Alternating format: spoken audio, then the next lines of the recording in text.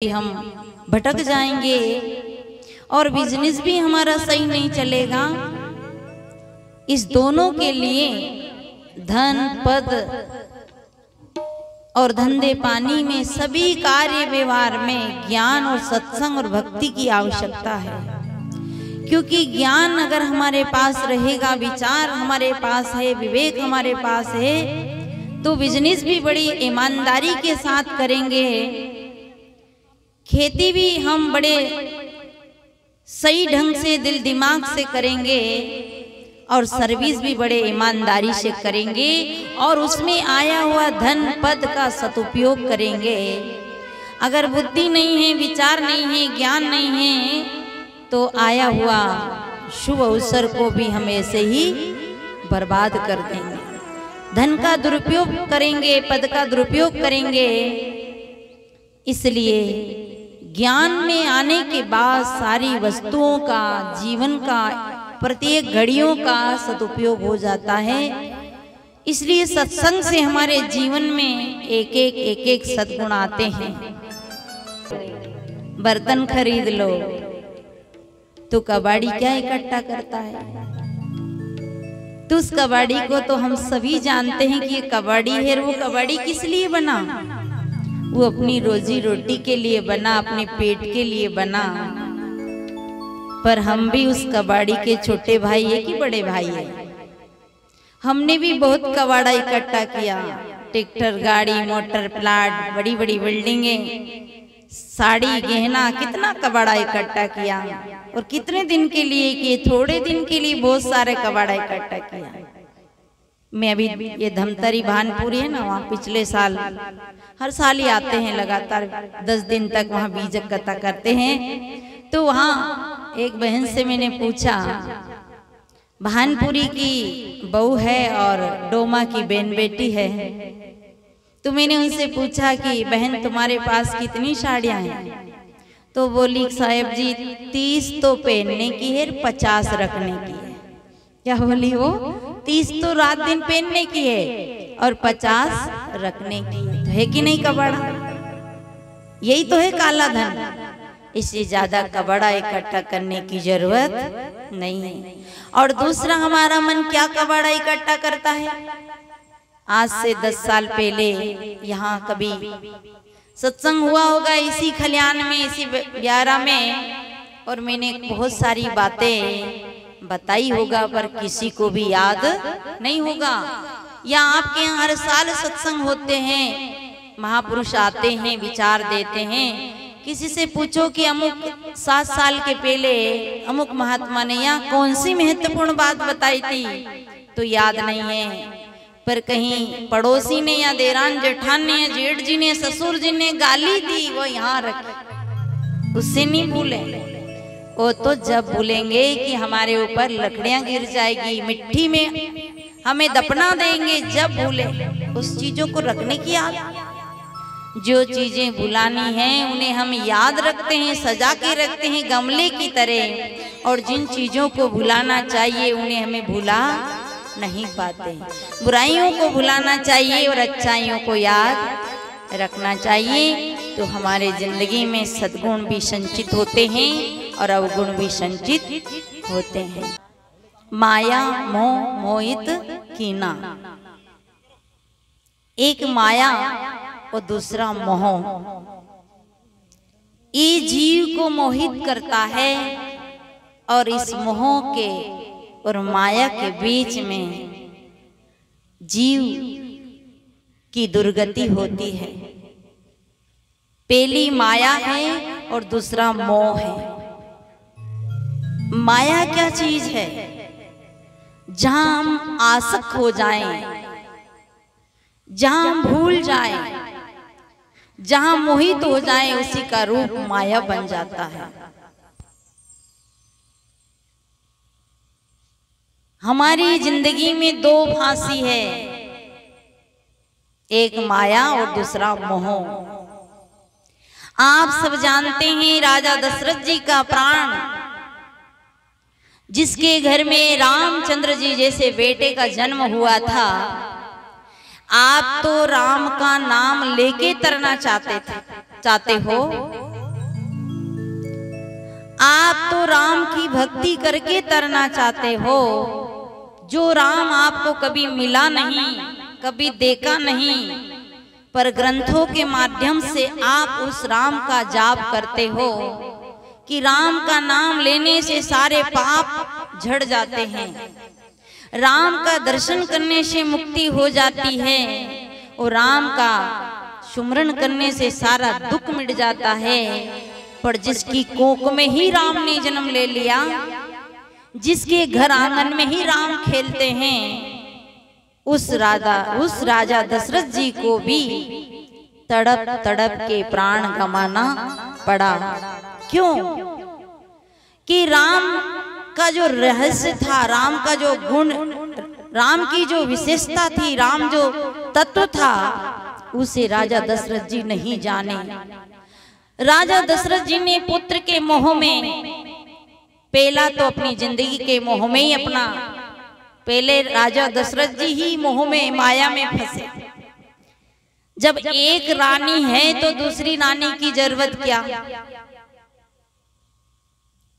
एक पत्नी है तो दूसरी पत्नी की जरूरत क्या। और जहां दो रानी, जहां दो पत्नी और फिर तीसरी पत्नी, तो ये माया नहीं थी तो क्या थी। और जहां माया आ जाएगी, वहां कहना जहां काम है वहां राम नहीं, जहां राम है वहां काम नहीं। इसी माया के मोह में पड़ के राजा दशरथ जी ने 3 पत्नियों से शादी करी। आप लोग को कभी 3 पत्नियों से शादी नहीं करना है, 2 पत्नियों से भी शादी नहीं करना है। अगर थोड़ी गृहस्थी चलाना है, थोड़े दिन इस संसार में अगर थोड़ी सी चिंता है, तो एक बार शादी करके 1-2 संतान तक मोह और माया का काम लेना है। और जब 1-2 संतान हो गई तो माया मोह से परे हो जाना और राम में लग जाना। और जिसने माया को उपयोग लिया और सही तरीके से उसको काम लेके, जैसे अभी सर्दी थी ना, तो सर्दी में हम सब क्या कपड़ा पहनते थे, सूटर, शॉल, कम्बल, रजाई। और अब सर्दी चली गई तो अपन ने क्या किया, सब कम्बल, सूटर, साल की पोटली गटरी बांध के और पेटी में रख दी कि अब इसका कोई काम नहीं। तो चलो ये तो सूटर साल तो अगली सर्दी में फिर काम ले लेंगे। पर इसी प्रकार से व्यवहार चलाने के लिए माया और मोह को थोड़ा सा काम लेना ही पड़ता है। पर माया मोह में जो आसक्त हो जाता, आसक्ति में आ जाता है, उसको ही फिर जन्म मरण के चक्र में और जीते जागते दुख भोगना पड़ता है। माया मोह मोहित कीना। और इस माया और मोह ने ही हमारे कौन से रत्न का हरण किया, ज्ञान रत्न का हरण। ये सरल सी बात है, ज्यादा बड़ी बड़ी पोतन्ना बांसने की जरूरत नहीं, बड़ी बड़ी कथा करवाने की जरूरत नहीं। 2 बातें, एक ज्ञान है, दूसरा अज्ञान है। एक पाप है न दूसरा पुण्य है, एक धर्म है न दूसरा अधर्म है, एक सत्य है न दूसरा असत्य है। अब हम सब छोटा सा उदाहरण से निर्णय करें कि सत्य में सुख मिलता है कि असत्य में सुख मिलता है। अब ये कोई पोथी में लिखी बात है क्या? ये तो एक छोटा बच्चा भी जानता है, चोर भी जानता है कि बेईमानी से मत बांटो यार, भगवान देख रहा है। इतनी सी सरल सी बात। जहां ज्ञान है वहां सुख है और जहां अज्ञान है वहां दुख है। अज्ञान आया कि दुख खड़ा। अज्ञान से अगर हमने झूठ बोल दिया तो झूठ का पाप लग गया। अज्ञान से हमने चोरी कर लिया तो चोरी का दोष लग गया। अज्ञान से हमने छल कर लिया तो पाप लग गया। पर कई लोग तो ऐसे हैं कि ज्ञान से ही वो काम करते हैं। उसको सदगुरु कबीर क्या कहते हैं, जान बूझ जो कपट करते हैं ते असमंदन कोई, कहें कबीर ते मूड को भला कौन विधि होय। हम लोग जब कबीर पंथ में आए तो हमें 10 दोष बताया। वाणी के 3 दोष, चोरी, गाली, निंदा, झूठ। आपने अगर पारक सिद्धांत में बुरहानपुर से अगर दीक्षा ली होगी, मुझे और आगे का पता नहीं, पर मेरी दीक्षा बुरहानपुर से, तो बुरहानपुर से आप लोगों ने अगर दीक्षा ली होगी तो 1.5 घंटा तक बैठ के आपको समझाया होगा, या 2 घंटा तक मंदिर में। और 10 दोष, 66 उपसु धर्म, 5 ज्ञान इंद्री, 5 कर्म इंद्री, 64 संपत्ति, अष्टधा प्रकृति, ये सारे जड़ और चेतन, आत्मा और परमात्मा, भूल और ब्रह्म, ये सारे सिद्धांत बंदगी क्यों करते हैं, ये सारी बातें वहां बताई जाती है। तब गले में कंठी बांधते हैं। पर यहाँ तो जो आए सो काटू माता, पर माता तो काटा, पर जो किसान किसानी करे, उपजे खेत बीज नहीं पड़े। किसान ने किसानी तो करी, पर बीज तो पड़ा ही नहीं। धान पोची रह गई, बीज नहीं आया, तो आपका धान बोना उचित है? फिर सिर में हाथ लगा के रोना पड़ेगा कि मैंने इतनी मेहनत से खेत तैयार किया था, पर इसमें दाना नहीं पड़ा। ऐसे ही जिंदगी में सत्य का बीज नहीं पड़ा, भक्ति का बीज नहीं पड़ा, तो हम वैसे ही रह गए जैसे धान पोची रह जाती है, धान में बीज नहीं पड़ता है। तो हमारे गुरुजनों ने किसानी तो करी, खेती तो करी, जीव को सतमार्ग में लगाने का प्रयास तो किया, पर बीज का अंकुर नहीं पड़ा, तो हम छूचे रह गए। तो वहां सब बताते हैं कि पाप क्या है, पुण्य क्या है। तो वाणी से हमारे 3 पाप होते हैं, गाली, निंदा, झूठ। चोरी, हिंसा, बेविचार, तन से होते 3 पाप, मन से होते 4 पाप, क्रोध, ईर्षा, मान और छल।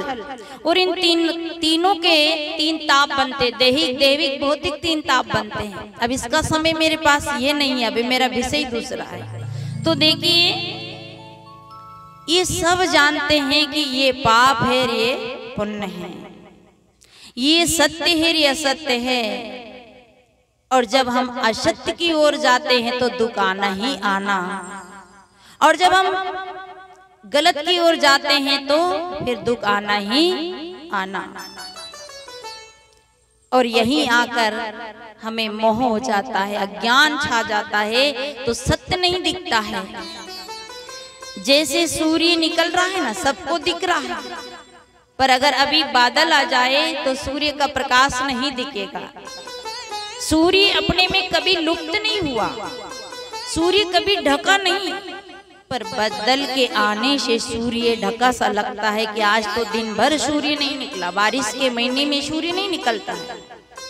ऐसे ही माया का, मोह का, विषयाशक्ति का, विकारों का, जो भाई शराब पीता है उसे शराब की अज्ञानता नहीं दिखती है। हम कहते हैं भैया गलत है, छोड़ दो, तो उसको जब गलत दिखे तो छोड़े, आपके कहने से थोड़ी छोड़ेगा। और जब गलत दिखेगा तो आपे कहना नहीं पड़ेगा, समय नहीं लगेगा, उसकी भूल उसे दिखेगी। बदल हटे, है ना, सावधानी हटी दुर्घटना घटी, और सावधानी है तो कभी दुर्घटना नहीं घटेगी। इसलिए छोटी सी बात है, एक अज्ञान और एक ज्ञान। ज्ञान हमेशा सुख देता है और अज्ञान हमेशा दुख देता है। और अज्ञान आता कैसे? देरानी जेठानी एक ही घर में रहती है, ननंद भौजाई एक ही घर में रहती है, और दूध तपाती है, और दूध में ऊपर जो तपाने के बाद क्या आती है, महत्वपूर्ण चीज मलाई, और मलाई बहुत कीमती। हम तो जब छोटे थे ना तो ऊपर ऊपर की मलाई खा जाते थे, तो माँ कहती थी कि आज तो बिल्ली घुस गई घर में। अब हम कैसे बोले कि बिल्ली, बिल्ली तो हम ही थे। अब बाद में पता चलता, फिर हमारी डांट फटकार होती थी। फिर हम ये थोड़ी समझते थे कि सबका भाग का खाना पाप है, पर उसमें स्वाद था, और स्वाद की आसक्ति में पड़कर उसकी क्या है कि बहुत सारा दूध होता तो एक पीतल के बर्तन में फैला के ठंडा करते थे जमाने के लिए, तो छत्ता का छत्ता ही आ जाता था, छुपके से जाते और कटोरी में लेके शक्कर डाल के खा लेते। कौन देखे? कोई देखे ना देखे, पर खुद में खुदा बेटा वो तो देखे। आप कहते हैं कि उसके वो तो सब जगह बेटा है, घट घट में बेटा है और इंद्रियों के झरोखे में से देखता है।